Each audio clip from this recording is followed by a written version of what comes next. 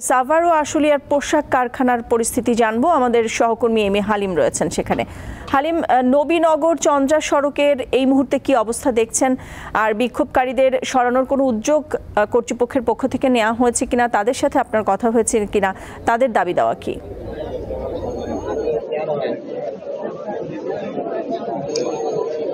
জি নাদিরা, এই নবীনগর চন্দ্রা মহাসড়কের যে বর্তমান অবস্থা সেটি যদি আপনাকে দেখাতে চাই, আপনি দেখতে পাচ্ছেন যে আমার পিছনে কিন্তু এখানে মহাসড়কে যে আগুন জ্বালিয়ে এখানে কিন্তু যারা শ্রমিক রয়েছে তারা কিন্তু অবরোধ করছেন এবং গত 5 দিন যাবৎ কিন্তু তারা এই মহাসড়কে তারা অবস্থান করছেন এবং গত বুধবার থেকে যে আজকে এই সোমবার পর্যন্ত 5 দিন তারা অবরোধ করেছেন। এই অবরোধের মধ্যে কিন্তু এখানে মালিক পক্ষ বা এখানে কোনো সরকারি কর্মকর্তা কেউ কিন্তু এখনো এই শ্রমিকদের আশ্বস্ত করেন এবং সেই সাথে সেনাবাহিনী এখানে আসছিলেন এবং তারা শ্রমিকদের বুঝিয়ে মহাসড়ক থেকে সরানোর চেষ্টা করলে কিন্তু শ্রমিকরা কিন্তু নিয়মিতভাবে এই গত 5 দিনে কিন্তু এই নবীনগর চন্দ্রা মহাসড়কের এই চক্রবর্তী স্থানে তারা অবস্থান করছেন এবং শ্রমিকদের যেটি দাবি সেটি হচ্ছে যে অক্টোবর মাসে যে তাদের যে বকেয়া বেতন সেটি 12 তারিখে তাদের বেতন দেওয়ার কথা থাকলেও কিন্তু আজকে 18 তারিখ এখন পর্যন্ত সেই শ্রমিকদের বকেয়া বেতন দেওয়া হয়নি এবং সেই সাথে শ্রমিকদের বিগত 4 বছরে যেটি ছুটি সহ অন্যান্য প্রভিডেন্ট ফান্ডের যে টাকা পয়সাগুলো তাদের পাওনা আছে সেই বকেয়াগুলো কিন্তু তারা এখনো পায়নি এবং তারা কিন্তু নিরুপায় হয়ে কিন্তু শ্রমিকরা এই মহাসড়ক অবরোধ করেছেন এমনটি জানিয়েছেন এবং শ্রমিকরা যেমনটি বলছেন যে আসলে তাদের এই বেতনের উপরই কিন্তু তাদের সংসার চলে এবং সেই সাথে শ্রমিকরা বেতন না পাওয়ার কারণে কিন্তু এই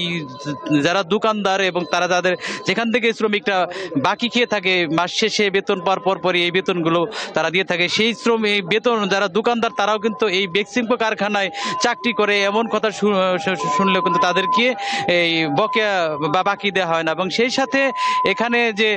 এই কারখানার যে শ্রমিকরা রয়েছে এখানে প্রায় 41,000 শ্রমিক রয়েছে, তারা কিন্তু 5 দিনের আন্দোলনের মধ্যে কিন্তু আজকে আমরা দেখতে পেয়েছি এই আশেপাশে যে আরো কয়েকটি কারখানা সেগুলোও কিন্তু এখানে এই ছুটি দেওয়া হয়েছে এবং একটি কারখানাতে আগুন দেওয়ার ঘটনা ঘটেছে। সব মিলিয়ে এই নবীনগর চন্দ্রা মহাসড়কে এই 5 দিনে কিন্তু এই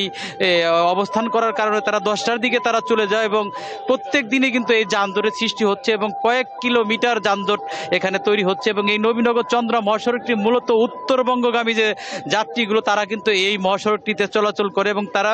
এখানে এই ভোগান্তির মধ্যে পড়েছেন এবং আজকেও আমরা দেখতে পেয়েছি শ্রমিকরা কিন্তু অনেকটাই বিক্ষুব্ধ, কারণ এখান সরকারের তরফ থেকে বা অন্যান্য দিক থেকে কিন্তু তারা কোনো আশ্বস্ত তারা এখনো হতে পারেনি, যার কারণে শ্রমিকরা বাধ্য হয়ে কিন্তু এই মহাসড়কে এখনো অবস্থান করছেন এবং আপনারা দেখতে পাচ্ছেন যে এই সকাল থেকে কিন্তু এখনো যেটি আপনি দেখতে পাচ্ছেন নাদিরা, এখনো কিন্তু সেই বেক্সিমকো কারখানার যারা শ্রমিক তারা কিন্তু সড়কেই অবস্থান করছেন এবং তারা আজকে আমরা দেখতে পেয়েছি বিগত কয়েক দিনের তুলনায় কিন্তু আজকে তারা অনেকটাই আজকে বেশি আরও তারা বিক্ষুব্ধ হয়ে উঠেছে, কারণ এই 5 দিনের মধ্যে যেহেতু এখনো পর্যন্ত কোনো বেতনের বিষয়ে এখনো কোনো তরফ থেকে তারা এখনো আশ্বস্ত হতে পারেনি এবং সেই কারণে তারা অনেকটাই হতাশ হয়ে কিন্তু এই মহাসড়কে অবস্থান করছেন। নাদিরা।